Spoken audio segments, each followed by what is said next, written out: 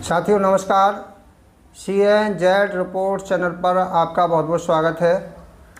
मैं पदम सिंह आप सभी शिक्षा मित्रों के लिए शिक्षा मित्रों के केस जो सुप्रीम कोर्ट में है 5 अगस्त को सुनवाई है, उस पर आज पूरी विस्तार से पूरी बात करने वाला हूं।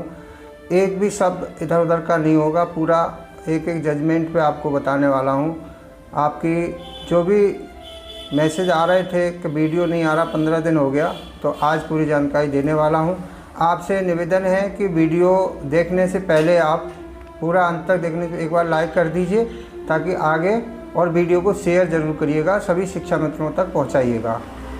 तो साथियों मैं शुरू करने जा रहा हूं। जैसे कि शिक्षा मित्रों का इतिहास ज़्यादा बताने की ज़रूरत नहीं है, आप सब जानते हैं। असल में जो लोग नहीं जानते हैं उनको ये वीडियो ज़रूर देखना चाहिए कि शिक्षा मित्रों के साथ क्या क्या घटा है, क्या क्या घटित हुआ है शिक्षा मित्रों के साथ।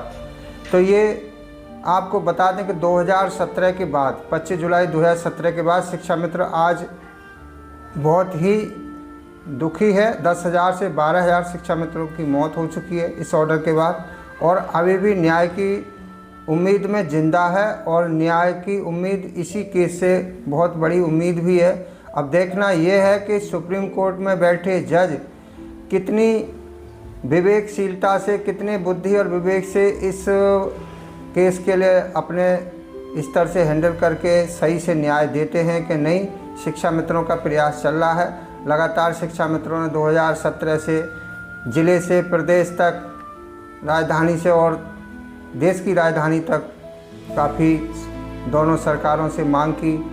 पैरा 4 में संशोधन की मांग की, अध्यादेश की मांग की कि इतनी बड़ी संख्या में मौतें हुई हैं, अध्यादेश लाया जाए, और भारत का राजपत्र शिक्षा मित्रों पर लागू नहीं हुआ, उसके लिए भी मांग की, लेकिन कोई हल नहीं निकला। राज्य सरकार ने 1 अगस्त 2017 से और आज 1 अगस्त 2025 आने वाला है, और वो भी दिन आने वाला है 25 जुलाई 2017 और 25 जुलाई 2025, यानी 8 साल बीत जाएंगे और शिक्षा मित्रों का वो काला दिवस फिर से रिपीट होने वाला है। तो अब हम आते हैं कोर्ट केस के बारे में जानकारी के लिए। आपको पहले हमें जो केस कैसे कैसे सुप्रीम कोर्ट तक पहुंचा है उस पर जानकारी देंगे, और किस बिंदुओं पर शिक्षा मित्रों का ये केस आगे लड़ा जा रहा है वो भी बताएंगे, और कितने वकील, कौन कौन वकील का प्रयास चल रहा है। आपका जो सहयोग है इसमें बहुत ही महत्वपूर्ण है। आप स्क्रीन पर साइड में देख रहे हैं, यह हैं आशीष सिंह सिसोदिया, लखीमपुर से हैं, और इनका मोबाइल नंबर दिया है 94 159, ये मोबाइल नंबर है। आप विस्तृत जानकारी और इस टीम में जुड़ने के लिए इनसे ज़रूर संपर्क करिएगा। आपको फ़ोन से विस्तृत जानकारी भी मिलेगी और आप टीम के ग्रुप में भी ऐड हो जाएंगे, और आप सहयोग कर सकते हैं। अगर इसमें सहयोग करना आपका बहुत आवश्यक है, क्योंकि इतने बड़े वकील आपके खिलाफ़ केस लड़ चुके हैं। अब आप कई साथियों ने, एक ने मैसेज किया हमें हरीश साल्वे को खड़ा कर दो, एक साथी ने कहा उसको खड़ा कर दो। हरीश साल्वे तो जब आपको 40,000 का वेतन मिल रहा था उस समय नहीं कर पाए, तो अब तो शिक्षा मित्र पर पैसा है ही नहीं। अब तो शिक्षा मित्र बहुत कम पैसे में प्रयास कर रहा है और सोच रहा है कि कैसे ये लड़ाई हमारी सफल हो। तो हम आपको बता दें, अब मेरे पास ये सारे जजमेंट मेरे हाथ में हैं। ये जजमेंट है 25 जुलाई 2017 का, और ये जजमेंट है 12 सितंबर 2015 का। तो सबसे पहले आपसे बात करते हैं, जब 12 सितंबर 2015 को आपका जो जजमेंट आया था तो उसमें 3 जज थे। उसमें थे DY चंद्रचूड़ मुख्य न्यायाधीश हाई कोर्ट इलाहाबाद, और यशवंत वर्मा और दिलीप गुप्ता, ये तीनों जज थे। इन्होंने फैसला दिया और शनिवार के दिन आपका फैसला आया था 12 सितंबर 2015 को। फिर 7 दिसंबर 2015 को 7 दिसंबर 2015 को सुप्रीम कोर्ट में केस सरकार द्वारा ले जाया गया था और वहाँ स्टे भी मिला था। उस स्टे का जजमेंट हमें तलाश है, वो हम सर्च कर रहे थे सारे जजमेंटों में, लेकिन वो अभी मेरे हाथ नहीं आया है, उसकी ज़रूरत है। अगर आप में से किसी के पास 7 दिसंबर 2015 का जो स्टे मिला था, वो अगर जजमेंट हो तो आप सर्च करके मेरे व्हाट्सएप पर, या आशीष सिसोदिया जी का जो नंबर हमने दिया है, जो स्क्रीन पे आपको दे रखा है, और आशीष सिंह सिसोदिया जी से और भी जानकारी ले सकते हैं। तो जब स्टे मिल जाता है और फिर केस 2 साल तक चलता है, 14 मई तक 2017 तक की सुनवाई होती है और रिजर्व हो जाता है फैसला, और 25 जुलाई 2017 को फिर आदर्श कुमार गोयल और यूयू ललित, देखिए ये सुप्रीम कोर्ट का जजमेंट है, आदर्श कुमार गोयल और यूयू ललित द्वारा ये आपका फैसला सुनाया जाता है और हाई कोर्ट के ही जजमेंट को फिर से दोहरा दिया जाता है। उसमें मुख्यतः 4 ही बिंदु थे और 4 बिंदुओं को ही हाई कोर्ट ने कहा। पहला बिंदु था, उन्होंने कहा था कि ये एक तरह से समाज सेवी हैं शिक्षा मित्र, तो समाज सेवी कहा था। दूसरा कहा था कि ये अयोग्य हैं, ये योग्य नहीं है, इनके अंदर योग्यता नहीं है, ये इंटर पास हैं। 1,78,000 शिक्षा मित्रों का मामला बताया था, जबकि समायोजन मात्र 137 का हुआ था, ये भी फॉल्ट हुआ था। समाज सेवी वाला भी शासनादेश गलत लगाया था। उसके साथ साथ तीसरा बात उन्होंने ये बोली थी कि इनकी जो नियुक्ति है गैरकानूनी है, बैकडोर एंट्री बता दिया था, और एक उमा देवी केस को इन पर शिक्षा मित्रों पर थोप दिया गया था, जबकि उमा देवी केस अलग विभाग का था। ये 4 बिंदुओं पर हाई कोर्ट सुप्रीम कोर्ट से होने के बाद फिर इस केस को स्टैंड करने की कहाँ से शुरुआत हुई? अब शुरुआत होती है 2022 से। समाज सेवी संजीव बालियान सुप्रीम कोर्ट में लेटर पिटीशन के माध्यम से जाते हैं और वहाँ एक जवाब आता है कि आप ओपन कोर्ट से आइए।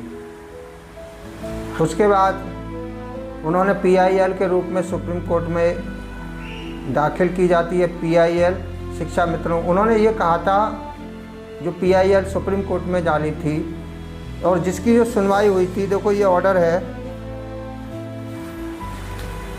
ये ऑर्डर है, मैं बता दूं आपको, मेरे पास इसकी तारीख है 9 जनवरी 2023 और इसमें PIL में उन्होंने जो सारे शिक्षा मित्रों के पक्ष में जितने हाई कोर्ट ने उनको निरस्त किया था, वो सारे सबूत लगाए थे कि ये जजमेंट ऐसा है, इस पर प्रश्न चिन्ह लग रहा है, इसको मैं सिद्ध कर दूंगा एक एक पॉइंट को कि ये जजमेंट की समीक्षा होनी चाहिए, इसको तथ्यों को छिपा के फैसला दिया गया है, इसको मैं कोर्ट में सिद्ध कर दूंगा।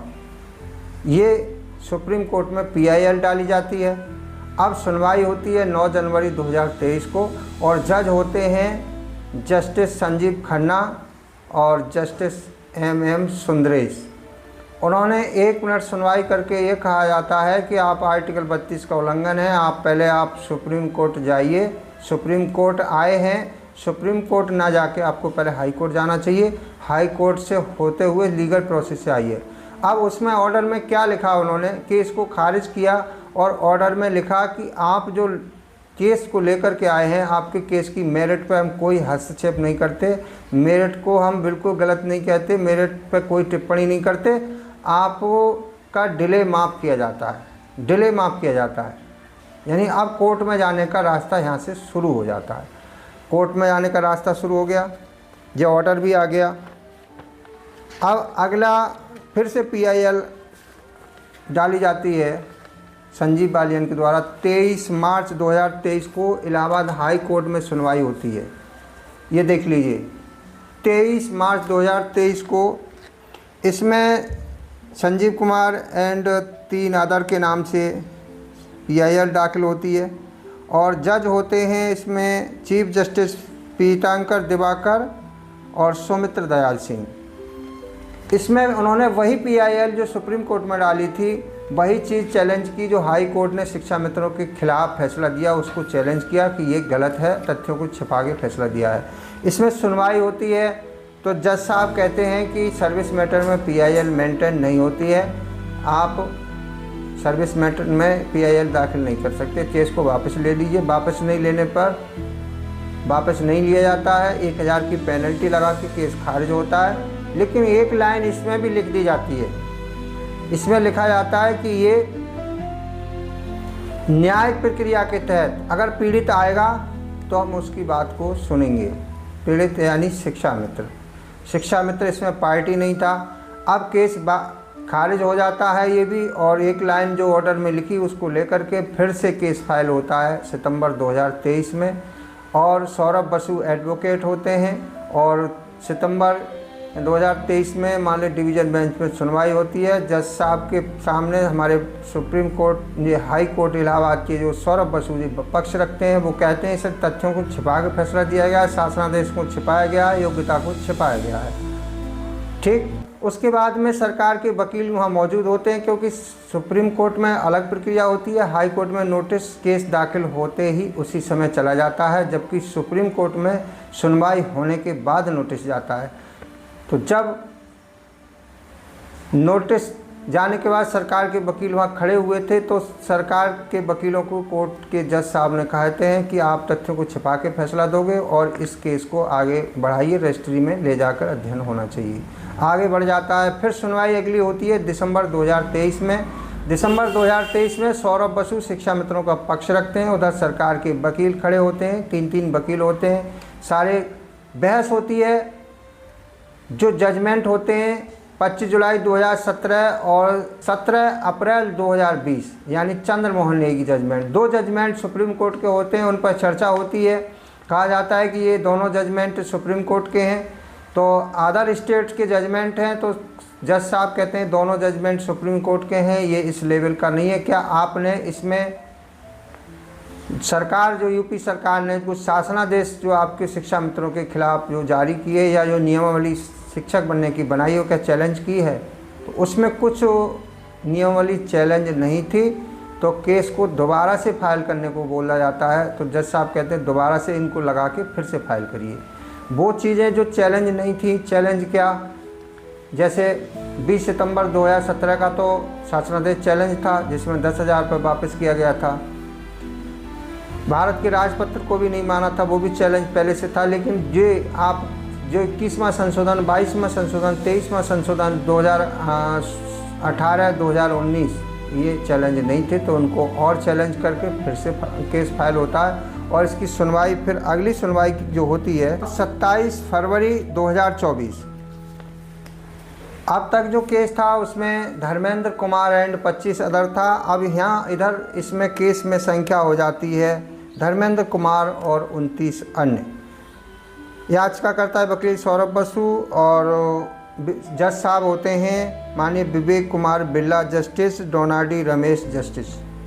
इसमें कुछ अदर शिक्षा मित्र 4-5 उनके पत्नी और 4 या 5 साथी और भी इसमें वकील से मिलके अपना नाम दाखिल करा लेते हैं, शामिल करा लेते हैं। फिर सुनवाई होती है 27/2/2024 को।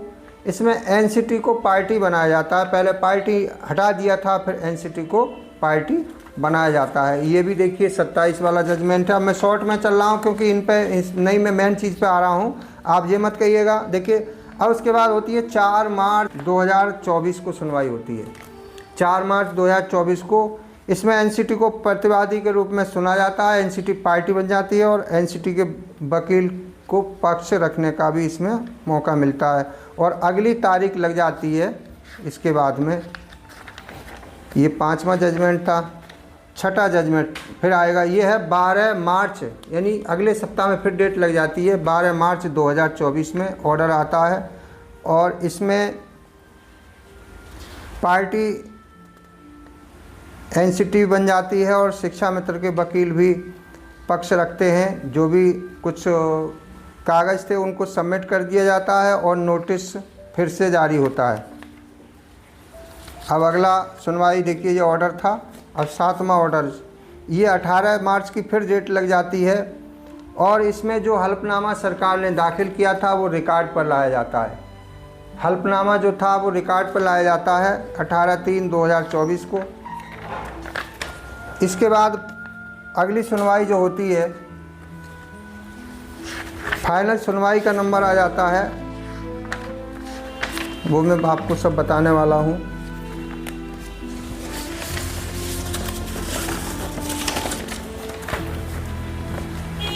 2/4/2024 यानी 2 अप्रैल 2024 को फाइनल सुनवाई की डेट फिक्स हो जाती है और सरकार अपना हल्फनामा इसमें दाखिल करती है। आकर के बहस होती है। बहस होने के बाद उन सारे बिंदुओं पर चर्चा होती है जो सरकार ने शिक्षा मित्रों के खिलाफ जारी किए, उन पर बहस होती है, सरकारी वकील अपना पक्ष रखते हैं और कुल मिलाकर के जज साहब शिक्षा मित्रों की बात को फिर यही दोहराते हैं कि दोनों जजमेंट सुप्रीम कोर्ट के हैं, चाहे वो 25 जुलाई 2017 का हो, चाहे 17 अप्रैल 2020 का जजमेंट हो, हिमाचल प्रदेश का चंद्र मोहन नेगी जजमेंट जिसमें बिना टीटी के समायोजन को सुप्रीम कोर्ट ने बहाल किया था 2020 में। इसको कह कर के लेकिन ऑर्डर आता है, ऑर्डर में सारी बातें वही लिख दी जाती हैं और एक लाइन इसमें ये लिख के दी जाती है कि कानून को अपनाने के लिए कदम उठाया। इस प्रक्रिया में राज्य सरकार के वकील का पक्ष सुनने के बाद इस प्रकार की रिट याचिका सिविल अपीलों का हवाला दिया जाता है। पुरानी जो याचिकाएं थीं सभी का हवाला देते हुए लास्ट में संजीव कुमार बालियान के जो केस का हवाला दिया जाता है। इसमें लिखा जाता है कि संजीव कुमार बनाम भारत संघ अन्य सिविल अपील 34-295/2022 में सर्वोच्च न्यायालय द्वारा 9 जनवरी 2023 को आदेश पारित किया गया हो और सर्वोच्च न्यायालय ने याचिकाकर्ता उस मामले में को सभी वैकल्पिक विकल्पों का लाभ उठाने के लिए खुला छोड़ दिया हो। यदि चाहे तो विधि के अनुसार उपचार के लिए किसी भी प्रकार का अधिकार दे सकता है सुप्रीम कोर्ट। यानी सुप्रीम कोर्ट के लिए इसमें लिख दिया जाता है कि सुप्रीम कोर्ट ने जो ऑर्डर किया था उसी ऑर्डर के अनुसार सुप्रीम कोर्ट ही इस पर कोई भी उपचार के लिए अधिकार दे सकता है शिक्षा मित्रों को। तो इस बेस पे ये ग्राउंड तैयार हुआ। कुछ साथियों ने कमेंट किए थे कि अभी जो शिक्षा मित्रों का केस जो लगा है और वो कौन सी बेंच में लगा है आपको बता दें। 1 जुलाई 2024 को सुप्रीम कोर्ट में केस दाखिल होता है और सारी बाधाओं से लड़ते हुए 9 अप्रैल को रजिस्ट्री विभाग में सुनवाई होकर स्वीकार हो एक्सेप्ट कर लिया जाता है और 19 मई को इसकी सुनवाई लगी। तो 19 मई का भी ऑर्डर है ये। 19 मई के ऑर्डर में इसमें वकील के व्यक्तिगत परेशानी में होने का कारण बताया हुआ, क्योंकि वकील हमारे पास शिक्षा मित्रों के पास उपलब्ध नहीं थे, सीनियर जूनियर वकील को नहीं उतारा था, इसलिए डेट 5 अगस्त को सुनवाई होनी है। 5 अगस्त को जो सुनवाई करेंगे जस्टिस दीपांकर दत्ता और justice N Koteshwar Singh, justice K Vinod Chandran. देखिए इसमें दोनों जज, इन जजों की बेंच में अभी आपको बता दें कि अभी हम दिल्ली में थे रविवार और सोमवार को, तो सोमवार के दिन कोर्ट के अंदर थे तो वहाँ एक केस चल रहा था 69,000 का। 69,000 में उधर रिजवान अंसारी भी अंदर कोर्ट में थे, लेकिन हमारी मुलाकात तो नहीं हो पाई। 21 तारीख में 21 जुलाई को तो वो 57 नंबर पर केस लगा था। उसका कोर्ट उस दिन सोमवार के दिन दोपहर तक ही बैठी थी 1 बजे तक और उसका नंबर नहीं आ सका था। तो उसमें भी जस्टिस दीपांकर दत्ता भी उस केस को सुन रहे हैं 69,000 में। और एक अभी जो सर्विस मैटर से 34,334 का जो 29,000 भर्ती जो 2013 की थी समाजवादी सरकार की, उस पर भी जजमेंट 15 जुलाई को आया था। तो उसमें भी दीपांकर दत्ता थे तो उस केस को खारिज किया था। उसमें कुछ लोग गए थे 13 साल बाद, वो सूची में नहीं आए थे, उन्होंने स्पेशल अपील की थी और उसको इसलिए खारिज कर दिया था कि आप कहीं पार्टी नहीं है। तो आज शिक्षा मित्र पार्टी बन के शिक्षा मित्र कोर्ट में पहुंचा है, हाई कोर्ट में भी पार्टी बना है और इसका ग्राउंड तैयार हो गया है। अब बात आती है वकीलों की। देखिए वीडियो वही बात आती है कि वीडियो लंबा हो जाता है। देखिए इतनी बड़ी बात है तो अब इतनी शॉर्ट में तो नहीं बता सकता कि 2-4 मिनट में हो जाए, लेकिन हाँ अब सुप्रीम कोर्ट में जो आपकी तैयारी है वो बहुत ही टीम धर्मेंद्र कुमार टीम बहुत अच्छे से प्रयास कर रही है। आप लोग उन पर विश्वास भी कर रहे हैं, लेकिन अपनी थोड़ी सी तेज़ी और लाइए। हमने जो आपको नंबर दिया आशीष सिंह सिसोदिया लखीमपुर 94 159 053 774, इस पर आप संपर्क करके आप टीम से जुड़िए। अभी ऐसा सीनियर एडवोकेट टीम उतारने जा रही है जो टॉप 20 टॉप 10 में हो और एक नहीं 2-2 वकीलों की प्रयास टीम कर रही है, लेकिन उसके हिसाब से जो संसाधन है उसमें कमी है। संसाधन पूरे करने के लिए आपका फ़र्ज़ बनता है कि टीम के साथ आप जुड़ें और इसमें अपने हिस्से का काम ज़रूर करिएगा। और टीम आपको रविवार तक जो भी वकील आपके लिए किए गए हैं वो आपको ओपन कर दिए जाएंगे। रविवार तक आपको ओपन कर दिए जाएंगे और सुनवाई से पहले भी 2 दिन पहले हम आपको वीडियो के माध्यम से पूरी जानकारी ज़रूर देंगे। और इस पर अध्ययन भी चल रहा है, एक जजमेंट हमारे पास पूरी फाइल पड़ी हुई है। पूरा दिन हम इसमें सर्च करते हुए निकल जाते हैं कि कहाँ प्लस पॉइंट शिक्षा मित्रों का है, कहाँ माइनस पॉइंट था, कहाँ प्लस पॉइंट है, उसमें लगे हुए हैं। आपके पास भी अगर कोई भी प्रूफ शिक्षा मित्रों के लिए कोर्ट में लगाने के लिए है तो आशीष सिंह सिसोदिया जी के नंबर पर व्हाट्सएप करके आप हम तक पहुंचा सकते हैं। इस वीडियो में हमारा मतलब ये था कि देखिए, आप लोग सोच रहे थे कि कुछ काम हो रहा है जी नहीं कैसे, तो इसलिए हमने सोचा 15 दिन हो गया वीडियो नहीं बनाया, तो हमने अपनी जानकारी आप तक पहुंचाई है। अगर आपको जानकारी दी गई है, कैसी लगी जानकारी, वो हमें जब पता चलेगा अपना कमेंट बॉक्स में आप कमेंट करके बताएं और वीडियो को लाइक करके दूसरे साथियों को शेयर करें, ताकि जो उम्मीद शिक्षा मित्रों को अभी जिंदा है सुप्रीम कोर्ट पे। और मैं तो ये चाहूँगा, माननीय सुप्रीम कोर्ट में आज की तारीख में 34 न्यायाधीश हैं। सभी न्यायाधीश महोदय शिक्षा मित्रों की हकीकत में क्या उनके साथ हुआ है सभी जजमेंटों का अध्ययन करके, और जो जिस केस की जो मेरिट है, मेरिट में जो शिक्षा मित्रों को लाभ 10 अगस्त 2017 के भारत के राजपत्र का लाभ नहीं दिया गया, उसका लाभ दिया जाए, उस पर चर्चा हो। वो शिक्षा मित्रों के लिए क्यों नहीं लाभ मिला, जबकि बाहर से शामिल करके बीएड वालों को 2018 में, जून 2018 में उस राजपत्र के अनुसार ही उनको बिना ब्रज कोर्स के आज भर्ती करके उनको भी शिक्षक के पद पर वेतन मिल रहा है, जबकि शिक्षा मित्रों को राजपत्र का लाभ नहीं मिला। और भारत के अंदर अलग अलग राज्यों में अलग अलग जजमेंट क्यों आ रहे हैं, जबकि सुप्रीम कोर्ट में ही एक ही अदालत से 2 तरह के जजमेंट क्यों आ रहे हैं। बहुत सारे बिंदु हैं, उन पर चर्चा करूं तो बहुत सारा टाइम भी लगेगा। कुल मिलाकर के शिक्षा मित्रों की जो मेरिट में जो सवाल किए गए हैं, अगर उन पर चर्चा होगी तो ज़रूर शिक्षा मित्रों को न्याय ज़रूर मिलेगा, 100% उम्मीद है। अब बात वहीं आती है कि शिक्षा मित्रों को न्याय के लिए एक अच्छे सीनियर एडवोकेट द्वारा एक बात रखवाना बहुत आवश्यक है। अगर बात नहीं रखी जाती है तो शिक्षा मित्रों को न्याय नहीं मिलेगा, जैसा कि पहले हाई कोर्ट इलाहाबाद में और सुप्रीम कोर्ट तक सरकार के भरोसे शिक्षा मित्रों के पक्ष को ढंग से नहीं रखा गया। विपक्षियों ने बहुत मजबूती से अपना पक्ष रखा, इसीलिए शिक्षा मित्रों को ये दिन देखने मिले। क्योंकि बहुत सारी चीज़ें राज्य सरकार ने कहा, सुप्रीम कोर्ट और हाई कोर्ट के ऑर्डर में जो राज्य सरकार के उसमें विरोधियों ने कहा कि ये टीटी इन्होंने नहीं पास किया है। आईटी एक्ट 2009 23 अगस्त 2010 में आया, लेकिन वो शिक्षा मित्रों पर लागू होता ही नहीं है। इसको कोई हमारा पक्ष रख ही नहीं सका, क्योंकि शिक्षा मित्रों की नियुक्ति 2009 तक ही है।